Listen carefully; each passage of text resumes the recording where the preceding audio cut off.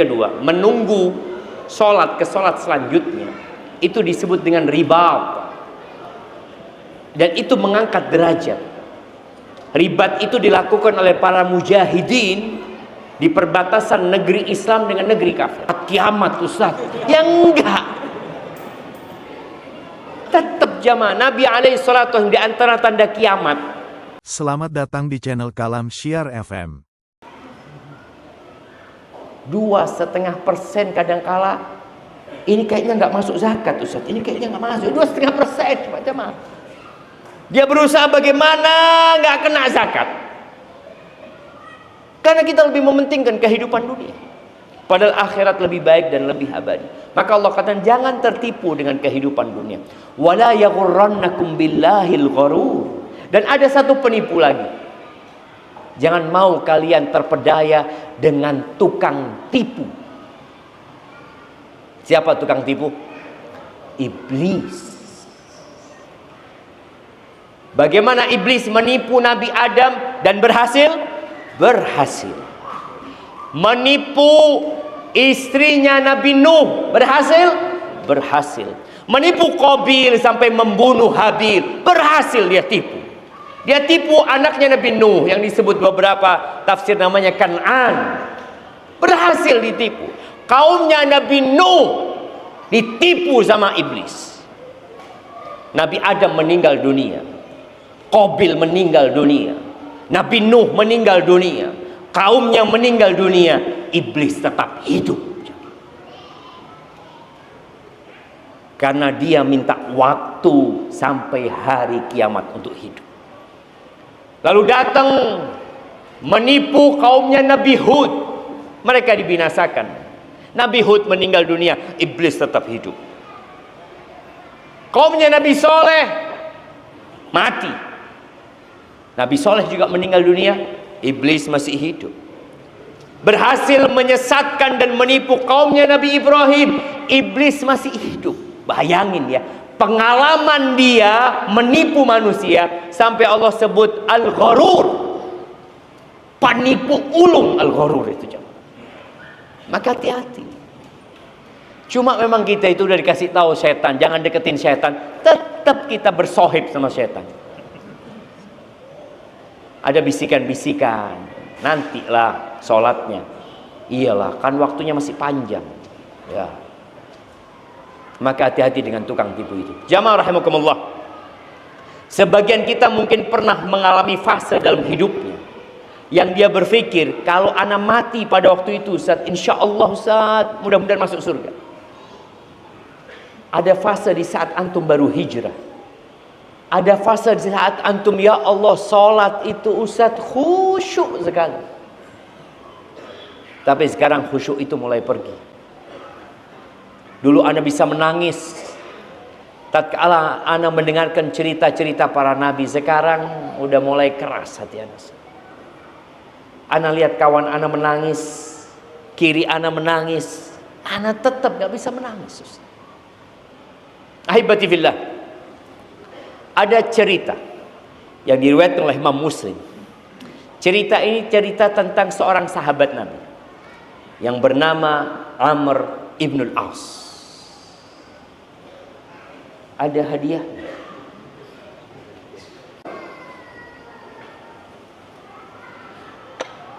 Tunggu, ngomong-ngomong, antum sudah kenal nggak dengan yang kanan kiri antum? Udah belum? Belum kayaknya antum. Antum tahu keutamaan bersalaman dengan saudara antum? Dosa-dosa berguguran ketika antum berjumpa sama dia. Ana tidak akan mulai kajian, lanjutkan kajian sampai antum kenalan dengan yang kanan kiri antum. Tanya namanya, dari mana dan apa profesinya.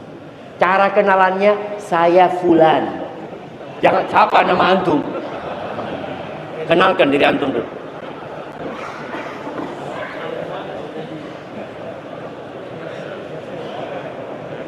Bapak-bapak di atas jangan ngelihat ustadznya ya, ngelihat kanan kirinya. Ahlan wa sahlan. Barakallahu fikum, masya Allah. Minum dulu ana ya.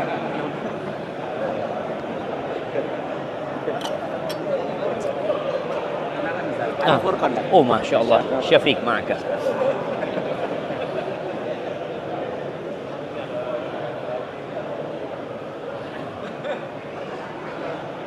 Sudah kenalan antum. Kadang-kala orang disuruh kenalan tetap melihat ke ustadznya. Kayak nggak denger ustadznya ngomong itu. Enggak. Sudah. Oh, anak mau tunjuk deh. Yang pakai rompi. Nah, mantu. Siapa nama yang di kanan antum? Loh, belum kenalan kan? Belum jamaah. Astagfirullah. Apa beratnya? Siapa namanya? Loh, gak kenal. Gak jelas. Siapa namanya? Angga, dari mana?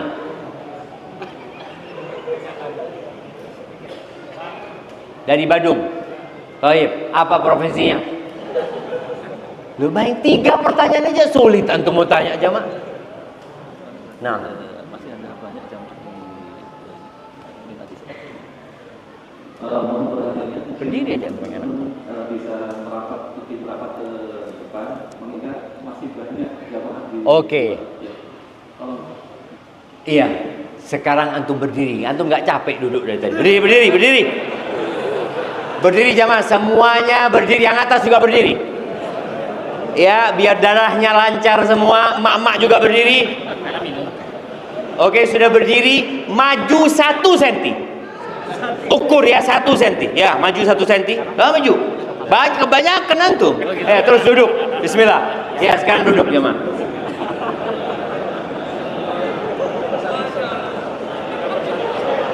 Alhamdulillah. Ini kenalnya lebih zen kalau gini antum.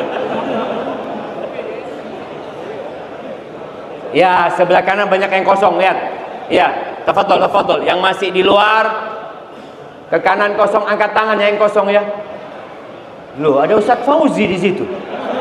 Ahlan Ustaz. Ya Allah, baru kelihatan sama beliau. Nah, tafadhol. Sudah semua dapat tempat? Nah, sekarang antum dengan semakin rapat antum kenalan lagi jemaah. Walaupun antum merasa lutut antum sudah ketemu sama lutut saudara antum, lebih kenalan lagi. Bismillah. Udah? Oke, pertanyaan anda tadi. Kapan Amr bin As masuk Islam? Wah, ini angkat tangan dulu. Awal tahun 8 Hijriah sebelum Fathul Mekah. Masya Allah, kasihkan hadiahnya. Masya Allah. Iya. Sebelum penaklukan kota Mekah, Amr bin As itu masuk Islam dengan 2 orang. Siapa 2 orang itu? Nah, Khalid bin Walid terus 2 orang.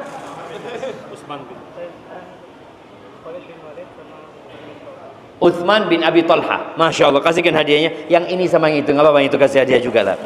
Lu udah angkat tangan, kesian lah.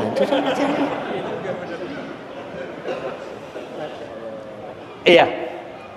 Jadi ketika masuk Islam, Amr bin As ini nggak jadi baiat.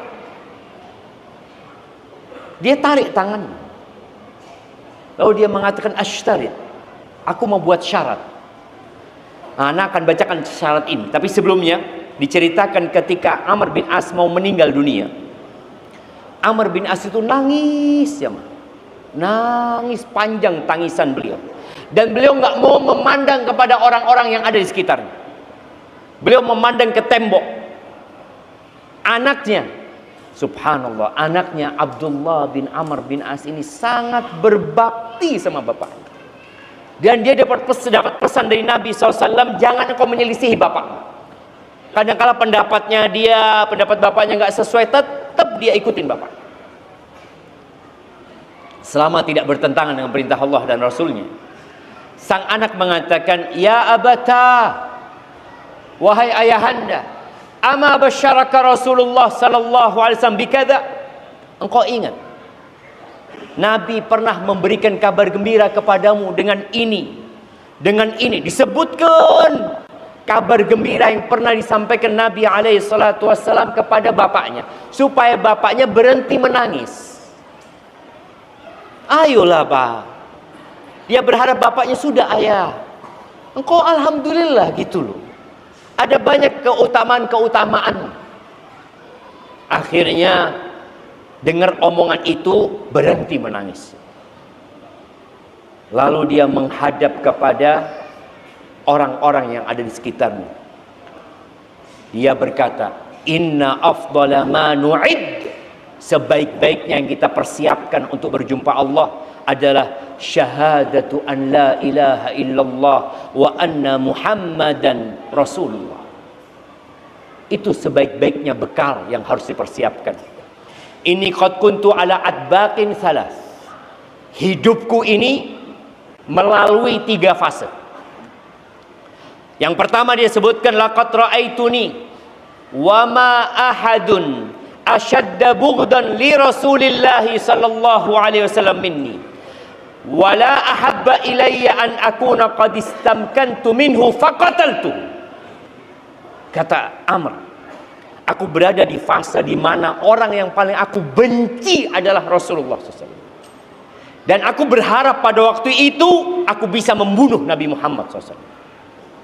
Bayangin dia. Lalu dia mengatakan, falau muttu ala tilkal hal lakuntu min ahlin nar. Kalau aku mati pada fase itu, pasti aku masuk neraka. Yakin Amr bin As. Falamma ja'alallahu qalbi, ketika Allah menjadikan Islam dalam hati. Nih, bagaimana Amr bin As menyebutkan nikmat itu dari Allah. Aku jadi Islam nih karena Allah gitu. Antum bisa datang kajian ini karena Allah. Antum bisa sholat juga karena Allah. Semua kebaikan yang bisa kita lakukan, wallah jamaah, itu karena Allah azza wa jalla. Walaula fadlullahi alaikum wa rahmatuhu ma zaka minkum min ahadin abada. Walakin Allah yuzakki man yasha. Kalau bukan karena karunia Allah dan rahmatnya kepada kalian, tidak ada satu pun di antara kalian yang bersih dan suci. Nggak ada. Selama-lamanya. Iya, nggak selama-lamanya. Walaupun ada 100 ustadz, 1000 ustadz yang datang, nggak ada. Tapi Allah yang memberikan kesucian kepada siapa yang Allah kehendaki. Maka Amr bin As mengatakan, ketika Allah menjadikan Islam dalam hatiku, ataitun nabiyya sallallahu alaihi wasallam. Dia datang dari kota Mekah menuju ke kota Madinah, menjumpai Rasulullah sallallahu alaihi wasallam. Lalu Amr bin As mengatakan, ubsud yaminak fali ubayyak. Berikan tangan kananmu ya Rasulullah, aku mau baiat sama engkau. Lalu Nabi SAW memberikan tangannya. Faqabattu yadi. Amr bin As narik tangannya. Padahal Nabi SAW sudah memberikan tangannya. Malaka ya Amr? Kenapa engkau Amr? Kata Amr bin As, aradtu an ashtari. Aku mau buat persyaratan. Aku punya syarat ya Rasulullah. Kata Nabi SAW, tashtaritu bimada. Kau syaratkan. Kata Amr bin As, ayyughfara li. Syaratnya aku diampuni dosa-dosa. Karena Amr As berpikir, apa gunanya aku masuk Islam kalau dosa-dosaku yang banyak itu nggak diampuni. Maka dia minta supaya dosa-dosaku yang dulu diampuni, kata dia. Lalu Nabi SAW mengatakan, ama alimta annal Islam yahdimu ma kana qabla. Apa engkau enggak tahu Islam itu menghancurkan semua yang sebelum Islam. Wa annal hijrata tahdimu ma kana qabla. Hijrah itu menghapuskan dosa-dosa yang sebelumnya. Wa annal hajja yahdimu ma kana qabla. Begitu pula haji menghapuskan dan menghancurkan dosa-dosa yang sebelumnya. Lalu akhirnya membaiat Nabi SAW. Kata Amr bin As, "Dun ahabba ilayya min Rasulillah sallallahu alaihi wasallam, wala ajalla fi aini minhu, wa ma kuntu utiqu an amla'a aynayya minhu ijlalan lahu walau su'iltu an asifahu ma afaqtu li'anni lam akun amla'u aynayya minhu. Kata Amr bin As, setelah kejadian itu tidak ada manusia yang lebih aku cintai daripada Rasulullah sallallahu alaihi wasallam. Tidak ada manusia yang lebih aku agungkan daripada Nabi alaihi salatu wasallam. Sampai karena aku mengagungkan Nabi SAW, nggak pernah aku memandang Nabi dengan penuh seperti ini. Kalau aku ditanya bagaimana wajah Nabi SAW, nggak bisa aku mensifatinya. Karena beliau benar-benar mengagungkan Rasul sallallahu alaihi wasallam. Lalu dia mengatakan, walau mutu ala tilkal hal, kalau aku mati pada posisi itu, la rajautu an akuna min ahlil jannah. Aku berharap aku masuk surga. Kalau yang pertama dia mengatakan pasti aku masuk neraka, tapi kalau ini dia berharap aku masuk surga. Kalau aku matinya dulu. Lalu kata Amr bin As, thumma wallina asya awwalina asya ma adri ma halifu. Kemudian ya kita menjadi pemimpin, jadi gubernur Amr bin As, dan aku nggak tahu bagaimana kondisiku menjalankan amanah-amanah itu. Dan sebagian kita fasenya di fase yang ketiga, di fase dia mulai jauh dari nilai-nilai agama, mulai sibuk mengumpulkan dunia. Apakah antum berbaik sangka kalau anak mati insya Allah masuk surga? Atau antum seperti Amr bin As yang mengatakan nggak tahu, banyak dosa-dosa, banyak perkara-perkara yang aku lakukan yang mungkin Allah tidak meridhai. Bahkan Amr bin As mengatakan, ma adri, aku nggak tahu bagaimana kondisiku menjalankan tugas-tugas itu. Fa idza ana mutu fala tashabni naihatun wala narun. Kalau aku mati, jangan ada peratap yang mengikuti aku, tidak pula ada api yang mengikuti aku. Fa idza dafantumuni fashunnu alayya turab shannan. Kalau aku sudah mati, tolong kuburkan aku dan kalian tuangkan itu tanah kepadaku. Thumma aqimu hawla qabri qadra ma tunhar jazur wa yuksam lahmuha hatta asta'nisa bikum. Kalau aku sudah mati, kalian jangan pergi dulu ya. Kalian tungguin aku sebentar. Ya seperti ketika onta itu dipotong dan dagingnya dibagikan, agar aku nggak kesepian di sana. Takut. Amr bin As takut. Kenapa dia takut? Rasulullah sallallahu alaihi wasallam menyebutkan kematian itu sangat menakutkan. Disebut hadimul ladzat, penghancur atau pemutus semua kelezatan. Ketika Nabi alaihi salatu wassalam di depan kuburan, beliau duduk ya, kuburan itu sedang digali. Lalu beliau meneteskan air mata. Beliau mengatakan, limithli hada fa'iddu. Untuk yang seperti ini seharusnya kalian mempersiapkan. Tidak ada peristiwa yang lebih menakutkan daripada kematian. Kalau dia selamat di sini, insya Allah yang selanjutnya akan lebih mudah. Amr bin As minta orang-orang itu nggak pulang duluan supaya dia nggak kesepian. Wa andur mada uraji'u bihi rusul rabbi. Aku akan lihat bagaimana aku menjawab utusan-utusan Allah ketika bertanya kepadaku. Ahibati fillah. Itu kondisi Amr bin As. Dia berada di masa yang sangat berdekatan dengan masa Rasul sallallahu alaihi wasallam. Amr bin As tidak pernah merasakan AC yang kita rasakan. Amr bin As tidak pernah merasakan motor yang kita naikin. Tidak pernah merasakan adanya air dingin di kulkas rumah kita. Atau kita kapan berhenti haus, kita tinggal beli, kita minum. Tapi dia takut dengan kenikmatan yang Allah berikan kepada dia. Dengan beberapa jabatan yang diberikan kepada dia, dia takut kalau nanti dia tidak bisa menjawab pertanyaan-pertanyaan yang Allah berikan kepada dia. Rasul sallallahu alaihi wasallam, beliau pernah mengatakan kepada Shaddad ibn Aus. Shaddad bin Aus. Beliau mengatakan, ya Shaddad, wahai Shaddad, idza ra'aitan nas yaknizuna adh-dhahaba wal fiddah. Shaddad, kalau engkau melihat orang itu sibuk menimbun emas dan perak,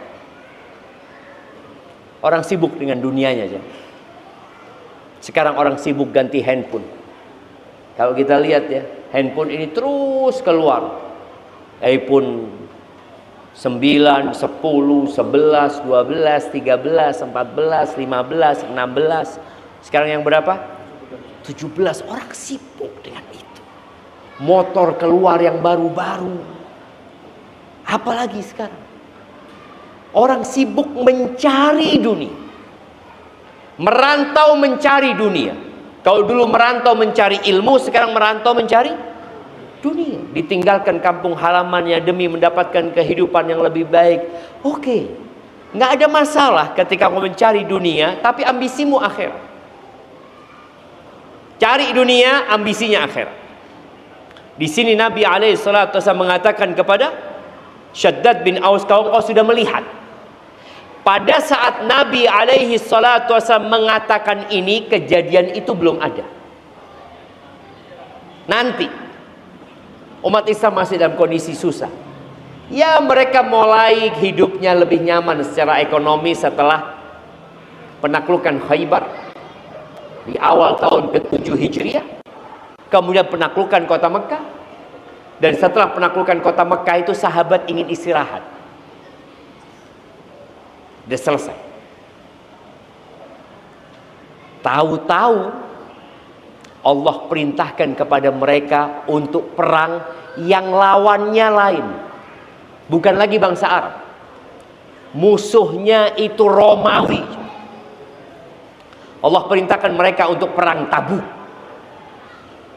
Sebagian sahabat ketika diperintahkan untuk perang Tabuk, ini mulai sudah ada kesenangan ya. Orang itu kalau habis perang pulang kepingin istirahat. Tapi ternyata muslim itu tidak boleh ada di zona nyaman. Kalau tadi temanya terlalu jauh karena dia merasa di zona nyaman, sudah mulai dia senang. Nggak boleh. Maka ketika para sahabat pulang daripada penaklukan kota Mekah, turun perintah untuk perang Tabuk. Allah Azza wa Jalla mengatakan, ya ayyuhalladzina amanu ma lakum idza qila lakum unfiru fi sabilillah itsaqaltum ilal ard araditum bil hayatid dunya. Wahai orang-orang beriman, bayangin ya, ini panggilan buat para sahabat Nabi untuk generasi terbaik umat ini. Mereka pun tergoda sama dunia. Perang Uhud kalah gara-gara tergoda dengan dunia. Maka Allah mengatakan, kenapa kalian? Ada apa sama kalian ini? Ketika diperintahkan kepada kalian, berperanglah, berjuang jalan Allah Azza wa Jalla, itsaqaltum ilal ard. Kalian itu berat seperti tertarik ke bumi ini. Araditum bil hayatid dunya. Oh, kalian sudah senang sama kehidupan dunia ini. Kalian udah senang dengan kehidupan dunia ini. Fama mata'ul hayatid dunya fil akhirati illa qalil. Ya Allah, kenikmatan dunia ini dibandingkan dengan kenikmatan akhirat itu sedikit. Kenapa kalian udah senang? Dan boleh jadi kita sudah mulai menyenangi kehidupan dunia.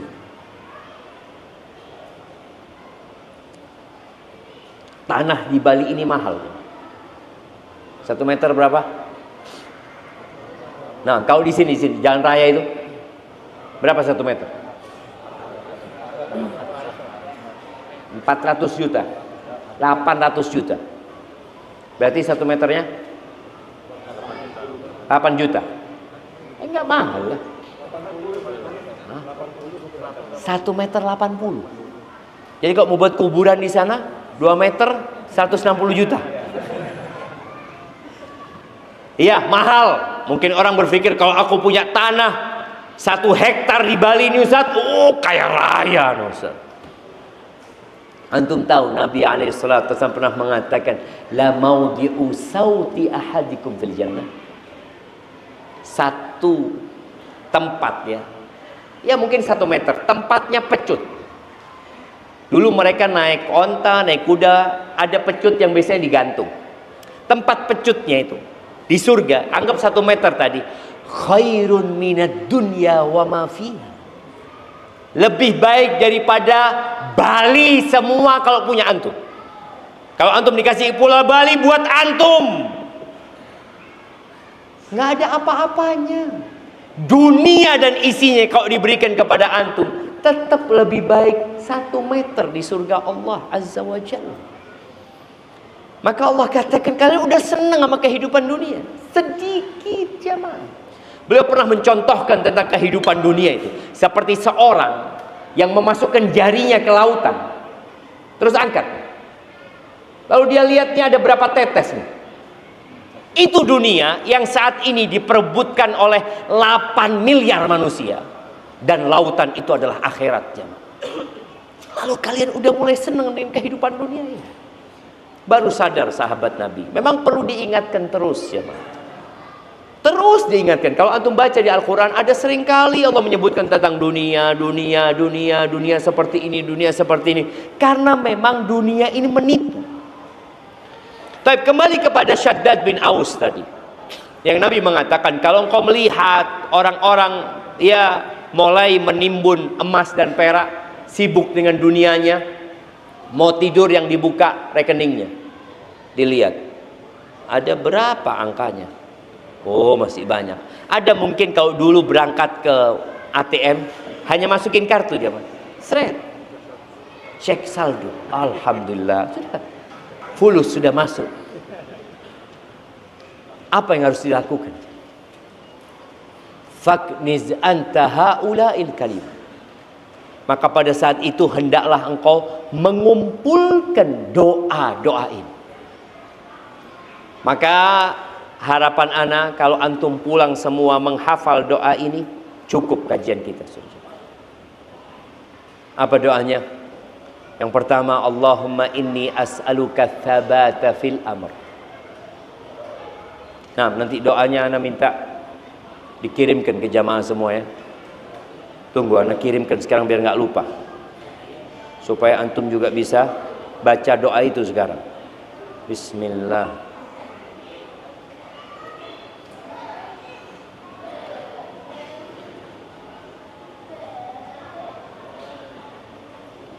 Bentar jamaah doanya.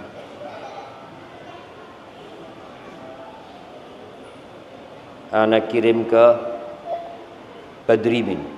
Mana Badrimin? Hah? Mana dia? Udah ana kirim. Mana? Ya, kirimkan ke jamaah. Gimana cara kirim ke jamaah? Ada grup WA. Baik. Yang pertama, Allahumma inni as'aluka tsabata fil amr wal azimata 'ala ar-rushdi wa as'aluka mujibati rahmatik wa azaima maghfiratik wa as'aluka syukra ni'matik wa husna ibadatik wa as'aluka qalban saliman wa lisanan sadiqan wa as'aluka min khairi ma ta'lam wa a'udzu bika min syarri ma ta'lam wa astaghfiruka lima ta'lam innaka anta 'allamul ghuyub. Yang pertama diminta, ya Allah, aku minta ketetapan dalam urusan ini, keteguhan, minta keistiqomahan. Karena kalau bicara orang itu beramal sekali dua kali bisa, tapi untuk istiqomah berat sekali jemaah. Maka minta. Tidak ada jalan yang lebih pintas dalam meraih karunia Allah lebih daripada berdoa. Ud'uni astajib lakum. A'jazun nas man ajiza 'anid du'a. Orang yang paling lemah orang yang nggak bisa doa. Maka minta ketetapan di saat banyak fitnah yang datang dari kanan, kiri, depan, belakang, kita minta, ya Allah, aku minta ketetapan dalam urusan ini. Yang kedua, wal azimata 'ala rusydi. Dan aku minta semangat, tekad yang kuat di atas petunjuk. Karena ada orang semangat tapi bukan di atas petunjuk. Semangat membela kesesatan. Ada. Coba antum lihat ya. Ada orang yang jam 3 bangun untuk sholat malam. Ada yang bangun jam 3 untuk nonton bola. Ada nggak? Ada.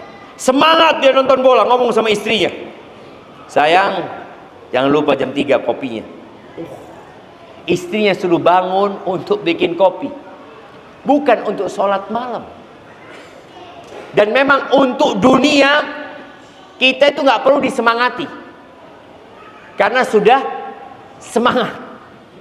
Tapi untuk akhirat perlu kita minta. Antum nggak perlu, ya Allah berikan semangat mencari dunia, ya Allah, nggak perlu. Antum sudah semangat. Tapi untuk akhirat kita perlu minta semangat. Al-Imam Ibnul Qayyim rahimahullahu ta'ala menyebutkan kesempurnaan seseorang itu dengan 2 hal. Kita tuh jadi sempurna dengan 2 hal. Bihimmatin turaqi wa bi'ilmin yubassiruhu wa yahdi. Yang pertama dengan semangat. Yang dengan semangat itu antum akan naik. Yang kedua, dan itu yang kedua sebenarnya menjadi asas yang pertama, adalah ilmu. Yang dengan ilmu itu antum bisa tahu jalan. Antum tahu petunjuk. Coba antum tadi ke masjid ini modal semangat. Sama istrinya berangkat deh kajian. Jalannya di mana? Bismillah. Loh bang, tahu jalan, Wallahualam, kan niat kita baik, insya Allah sampai ke tujuan. Oh enggak, niat baik itu belum tentu sampai ke tujuan. Bang, kanan kiri, ashabul yamin, pokoknya kita ke kanan terus, kanan, nggak nyampe ke sini. Ke sini harus belok kiri, betul, belok kiri ke sini ya bang, atau belok kanan terus. Tadi niat yang baik tanpa ilmu, semangat yang kuat tanpa adanya ilmu, nggak berguna. Maka syarat diterimanya amalan adalah ikhlas dan sesuai. Tadilah yang perlu kita tumbuhkan adalah semangat, dan kita minta sama Allah dan ilmu, supaya kita tahu mana yang hak dan mana yang batil. Berapa banyak di antara kita yang dulu makan riba, yang dulu melakukan riba karena menurut dia nggak apa-apa. Ustaz, itu sedikit bunganya Ustaz, bukan riba. Anda nggak pernah akad itu riba Ustaz. Selalu akadnya bunga Ustaz. Ada judol ya, oh judol, pinjol. Antum pinjol Ustaz, ada kemudahan sekarang. Fa inna ma'al usri yusra. Alhamdulillah Ustaz, Anda punya masalah langsung pinjol Ustaz. Alhamdulillah. Dan itu kemudahan yang merupakan tadi tipu daya dari tukang tipu. Islam membolehkan pinjam meminjam kalau memang butuh, tapi tidak boleh ada riba. Dan memang mengherankan, pinjam meminjam dalam Islam itu asasnya membantu. Maka nggak boleh cari keuntungan. Ketika ada orang mau meminjamkan dengan hati yang lapang, hati-hati antum. Orang ini berarti mau cari keuntungan. Kita itu kalau mau minjemin duit mikir, jamaah, ya Allah ya nanti gak balik fulusnya, masih ini itu. Tapi ini orang Masya Allah, antum tinggal foto bersama KTP langsung cair. Maka tadi akhirnya orang melakukan itu karena faktor tidak tahu atau tidak mau tahu.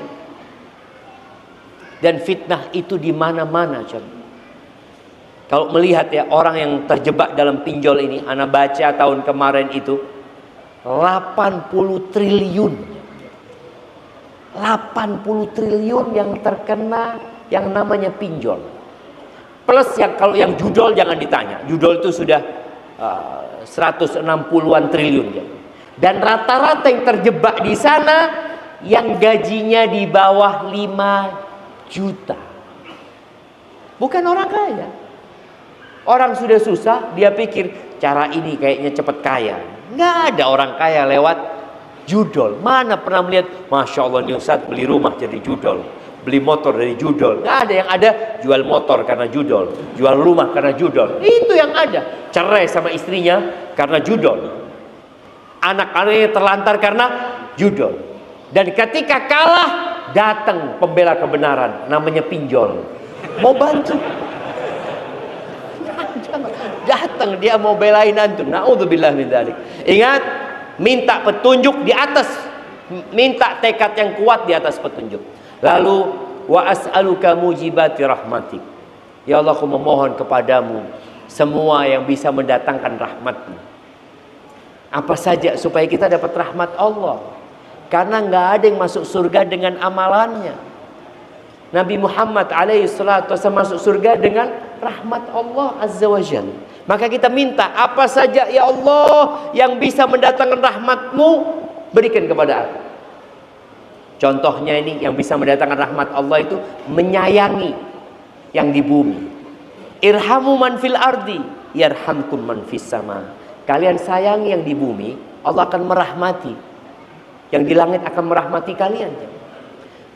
Kita tahu cerita pelacur yang memberi minum seekor anjing. Lalu Allah ampuni dosa-dosanya.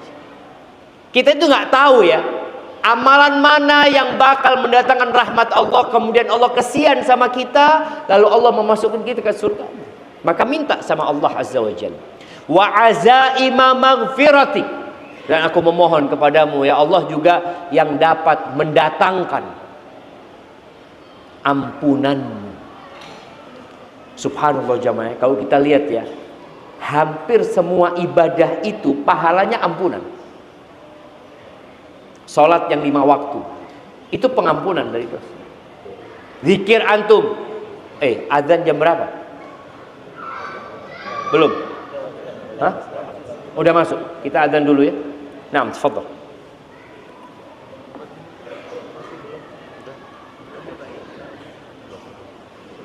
Betul. Belum. Masya Allah, ada khilaf, ada yang 4 menit, 2 menit, ada yang sudah masuk waktunya. Ya, jangan azan dulu sampai masuk waktunya. Baik, kita lihat pahala berbagai macam ibadah. Orang yang haji, apa pahalanya? Diampuni dosa-dosa. Kemudian sholat yang 5 waktu, diampuni dosa-dosanya. Membaca subhanallah, alhamdulillah, Allahu akbar 33, 33, 33, ditutup dengan la ilaha illallah, diampuni dosa-dosanya walaupun seperti buih di lautan. Sedekah, diampuni dosanya. Kok gitu Ustaz ya? Karena memang kita adalah pendosa. Yang sholat di shaf pertama, jangan merasa antum alhamdulillah, insyaallah anak kalau sudah mati siap Ustaz. Antum udah gak punya dosa. Sebagian kita kadang-kala bertanya, Ustaz, anak ini kok banyak musibah Ustaz ya? Apa karena dosa-dosa anak yang lalu Ustaz ya? Emangnya antum sudah berhenti berbuat dosa? Ingat sama yang lalu aja. Antum tiap hari boleh jadi terus berbuat dosa. Tapi kita dengarkan azan jemaah.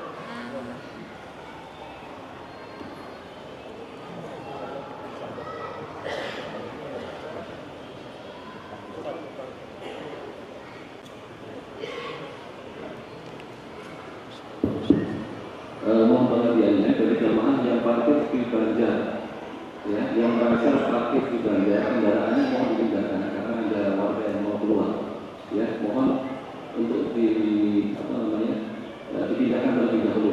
Terima kasih.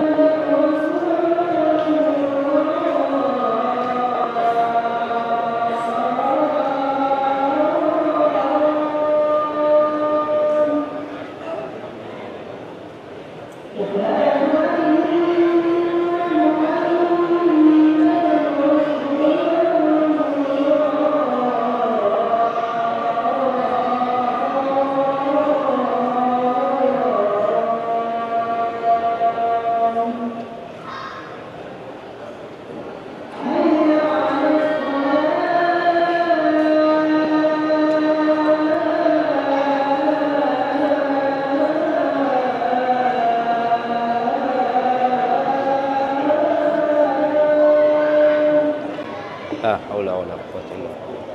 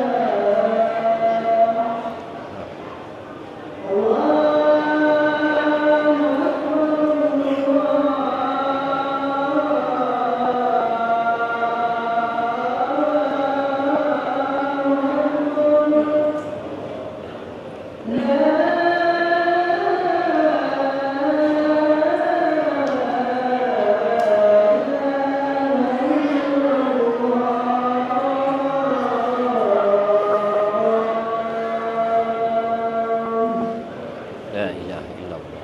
Allahumma salli ala Muhammad wa ala ali Muhammad kama sallaita ala Ibrahim. Allahumma rabb hadhihi ad-da'wati at-tammah was-salatu al-qa'imah. Allahumma salli wa sallim ala nabiyyina Muhammad. Jamaah, kita akan lanjutkan kajian kita. Insyaallah salatnya akan diundur setelah kajian selesai. Kenapa? Yang mungkin isya sampai tengah malam. Jadi insya Allah kita akan sholat paling nggak jam 11.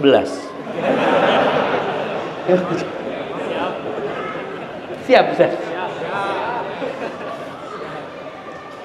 Kalau beliau tidak takut memberatkan umatnya, tapi beliau karena takut memberatkan umatnya, ya beliau tidak melakukan itu. Kemudian yang kedua, menunggu sholat ke sholat selanjutnya, itu disebut dengan ribat. Dan itu mengangkat derajat. Ribat itu dilakukan oleh para mujahidin di perbatasan negeri Islam dengan negeri kafir. Dan antum duduk di rumah Allah dari tadi maghrib nunggu waktu isya, itu disebut ribat.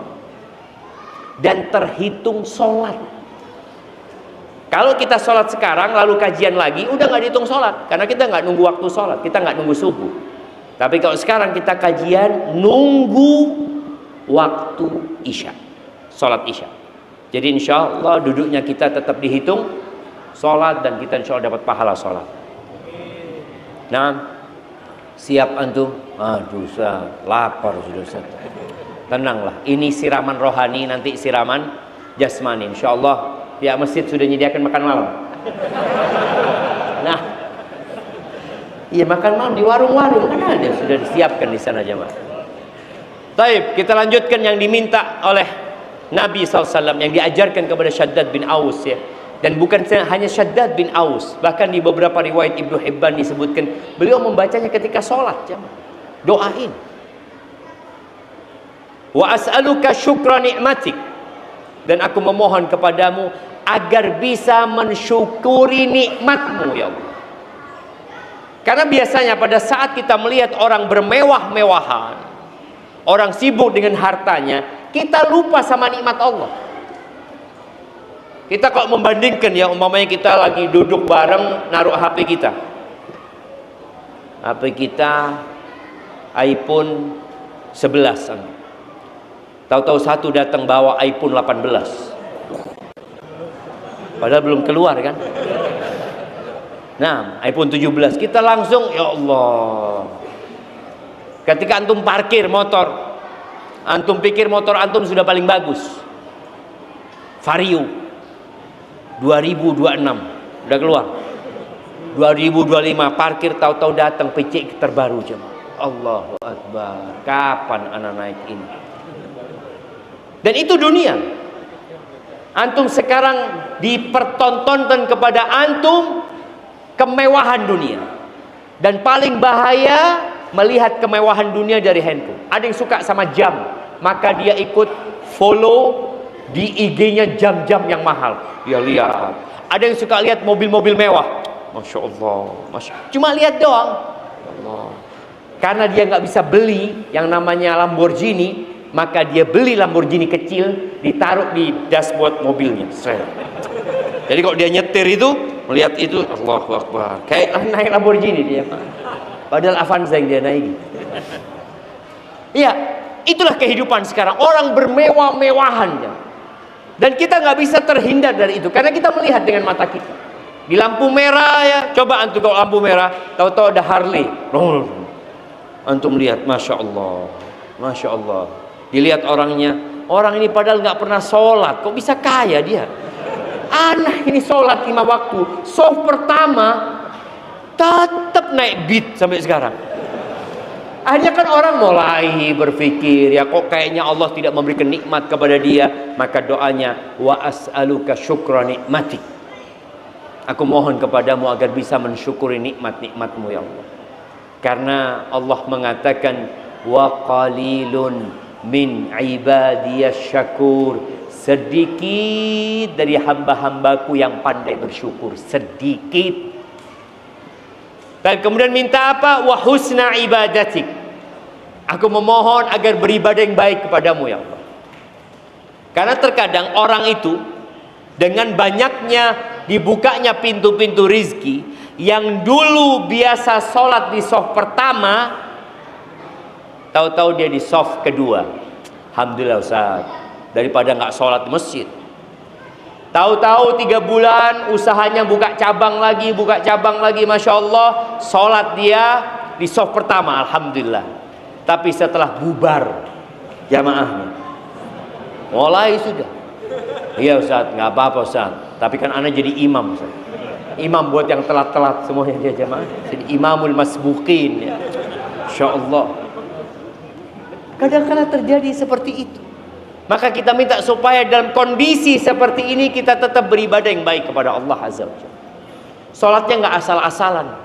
Baca Qur'annya kadang-kala kita, ya Allah dulu ana one day one juz Ustaz. Sekarang alhamdulillah Ustaz 1 bulan 1 juz. Antum bisa lihat. Masih alhamdulillah iya. Daripada yang hanya baca Quran ketika Ramadan. Alhamdulillah Ustaz, ana 1 bulan 1 juz. Jadi masuk bulan Syaban 11 juz. Jadi Ramadan tinggal 20, tinggal 19 juz. Ngejarnya seperti itu. Setahun sekali kau hatam Al-Quran. Padahal Al-Quran itu adalah derajat kita di sisi Allah Azza. Maka minta sama Allah supaya kita bisa beribadah yang baik. Lalu doanya lagi, wa as'aluka qalban saliman. Ya Allah, minta hati yang selamat. Selamat dari kesyirikan. Selamat dari kebergantungan kepada selain Allah. Selamat dari hati yang penuh dengan hasad, iri dan dengki. Selamat dari semua penyakit hati. Kemudian wa as'aluka lisanan sadiqan.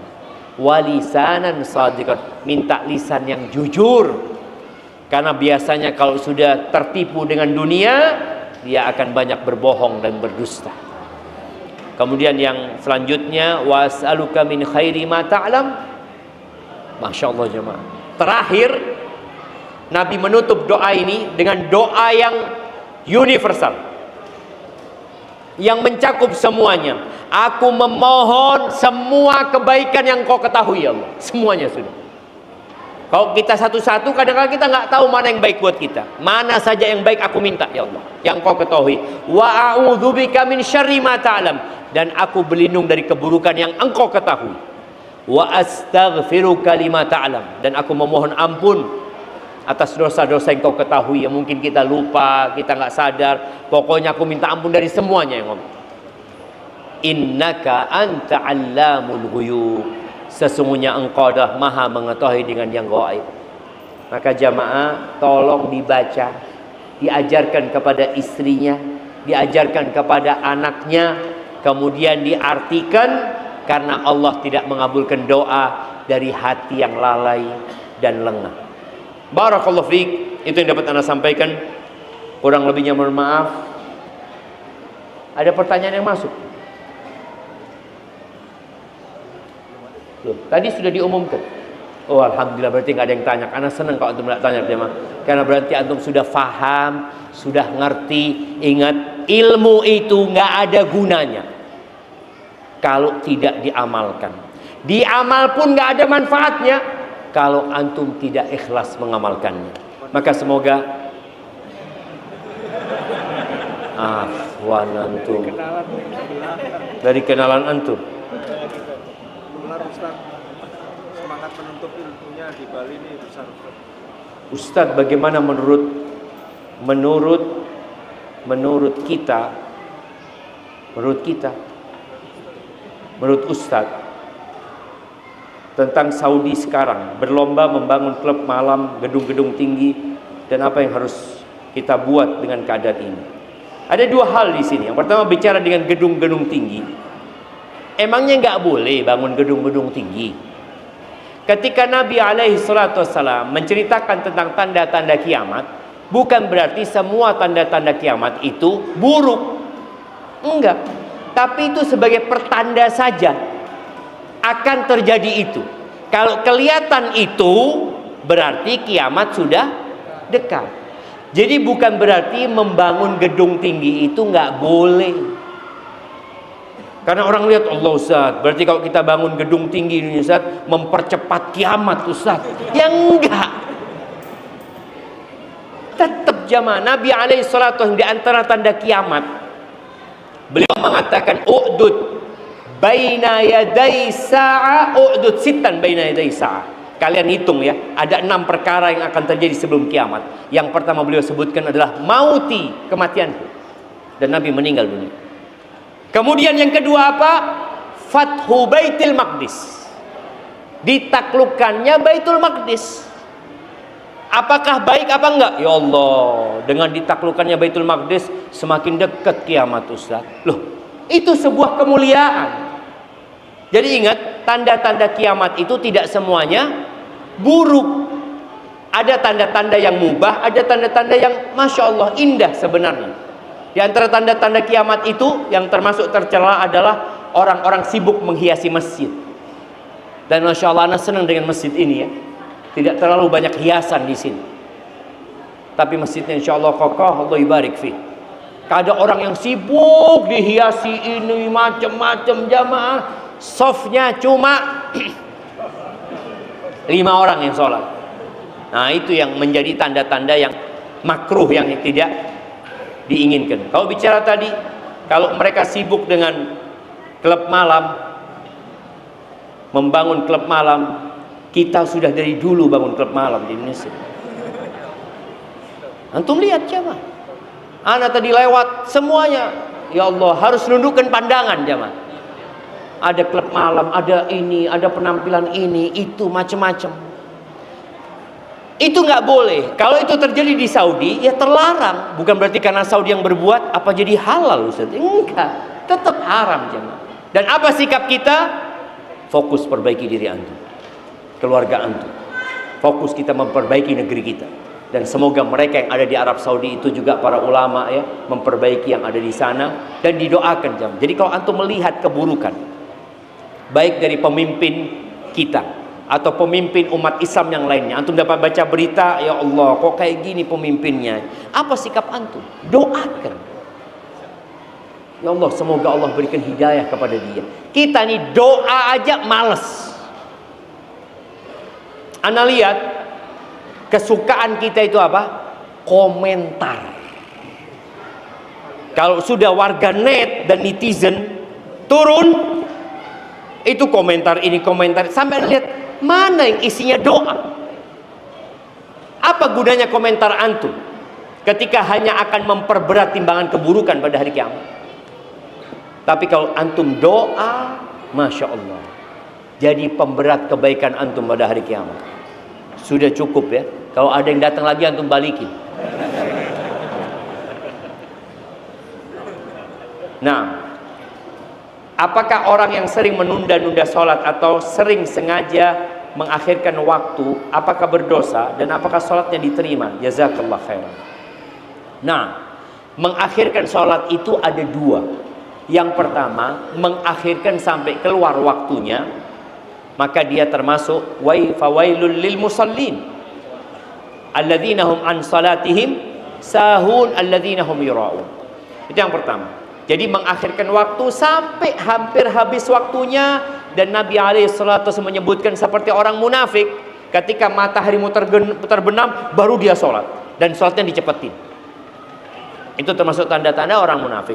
Tapi kalau dia mengakhirkan waktunya masih dalam waktu sholat tersebut, maka dia tidak dikatakan lalai dengan sholat. Tapi ingat, para laki-laki hendaklah sholat di rumah Allah Azza wa Jalla. Tapi ada di beberapa daerah di Jawa itu yang sholat asarnya ditunda, nunggu petani pulang dari sawah. Boleh nggak? Boleh, nggak apa-apa, selama tidak sampai keluar waktunya gitu. Umpamanya beberapa pondok, umpamanya seperti di kampus kita, sholat zuhur kita itu jam 12.35 menit.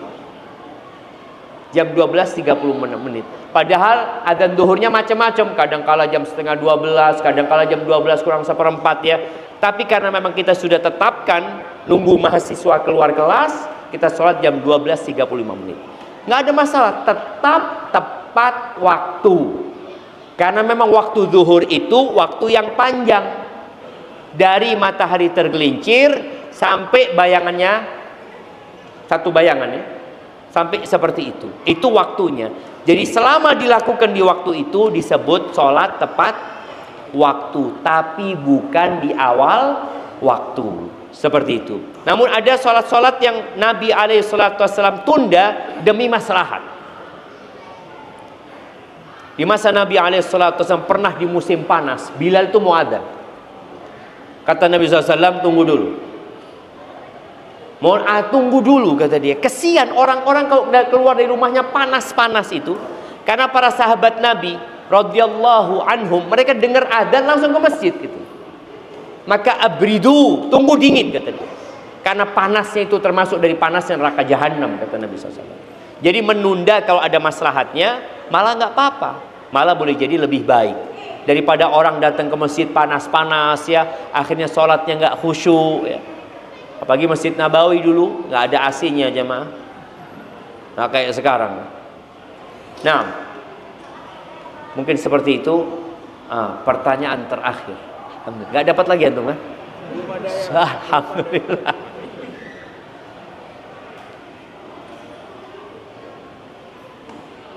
Ustadz, ada syafaat ketika kita berteman dengan orang-orang soleh. Apakah hal itu berarti bisa menolong orang dengan sebesar apapun dosa itu dengan bantuan teman-teman yang soleh? Apakah berlaku pula untuk kafir yang berteman dengan orang-orang soleh? Nah, ahibati fillah, syafaat itu ada dua syaratnya. Yang pertama, keridhaan Allah dan izin Allah Azza wa Jalla. Allah tidak ridho sama orang-orang kafir. Gak mungkin gitu loh. Mereka akan mendapatkan syafaat. Ada syafaat yang diberikan oleh Nabi Muhammad SAW, itu termasuk syafaat khasah. Nabi memberikan syafaat kepada pamannya yang kafir, tapi tidak bisa keluar dari api neraka. Nggak bisa. Ketika Abbas bertanya kepada Nabi SAW, pamanmu, kata dia, yang membelamu, yang mendukungmu, yang melindungimu, apa manfaat yang bisa engkau berikan kepada dia ketika sudah mati Abu Thalib?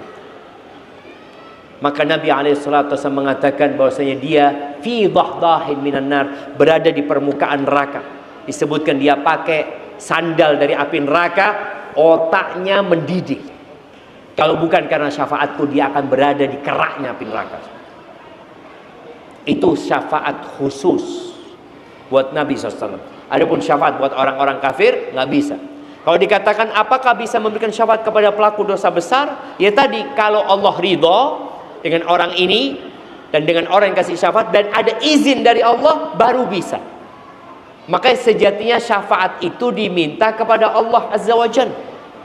Karena memang nunggu izin dan keridhaan Allah. Nggak bisa orang, anak mau kasih syafaat, Allah kalau nggak ngasih izin, nggak bisa. Makanya Al-Imam Syafi'i rahimahullahu ta'ala, kita lihat ya sekelas Imam Syafi'i, bagaimana takutnya beliau sama neraka, dan bagaimana beliau merendahkan dirinya dalam urusan ibadah. Maksudnya dalam urusan ibadah beliau itu nggak banyak dosanya yang banyak. Beliau mengatakan, uhibbus salihina walastu minhum. Aku ini cinta sama orang-orang soleh, padahal aku bukan dari golongan mereka. Bayangin, Imam Syafi'i mengatakan itu. Wa akrahu man tijaratuhul ma'asi. Uhibbus salihina walastu minhum. Fa'arju an anala bihim syafa'ah. Aku berharap dapat syafaat dari mereka. Wa akrahu man tijaratuhul ma'asi wa in kunna sawiyan fil bidha'ah. Dan aku benci sama orang-orang pelaku maksiat. Benci ya. Walaupun dagangan kita sama, kata Imam Syafi'i. Maka ketika antum pelaku maksiat, jangan suka sama pelaku maksiat. Cintalah kepada orang soleh. Maka datang sama orang soleh, ya, duduk ngaji sama mereka. Tadi kenalan sama orang-orang soleh. Karena insya Allah yang di masjid ini semuanya soleh, benar. Insya Allah, Ustaz. Walaupun keluar nanti jadi apa, wallahu a'lam. Tapi yang di masjid insya Allah semua soleh. Jamaah, kita berdoa memohon kepada Allah. Allahumma. Apa doanya tadi? Sudah hafal belum?